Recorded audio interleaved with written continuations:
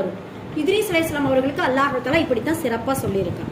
அது மட்டும் இல்லாம அல்லாஹுடைய தூதர் நபி ஸல்லல்லாஹு அலைஹி வஸல்லம் அவர்களும் இத்ரீஸ் அலைஹிஸ்ஸலாம எங்க சந்திச்சாங்க தெரியுமா? நான்காவது வானம். மாஷா அல்லாஹ், சூப்பர்ரா. எத்தனாவது வானத்துல சந்திச்சாங்க?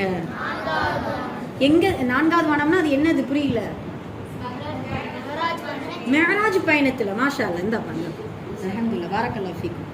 மாஷா அல்லாஹ், நான்காவது வானத்துல இத்ரீஸ் அலைஹிஸ்ஸலாம் அவர்களை அல்லாஹுடைய தூதர் மிஅராஜுடைய பயணத்துல சந்திச்சாங்க. அப்படிதானப்பா?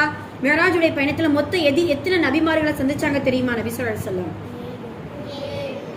7 வானங்கிறதுனால 7ன்ட்டீங்களா? 8. ஒரு வானத்துல மட்டும்தான் 2 பேரை சந்திப்பாங்க, ஈசா அலைஹிஸ்ஸலாம், யஹ்யா அலைஹிஸ்ஸலாம். புரியுதுங்களா? 8 நபிமார்களை சந்திச்சாங்க. அதுல 4வது வானத்துல இத்ரீஸ் அலைஹிஸ்ஸலாம் அவர்களை சந்திச்சிருக்காங்க. சுப்ஹானல்லாஹ். இது அவர்களுடைய இன்னொரு சிறப்பாக கூட எடுத்துக்கிறாங்க. சரி, இந்த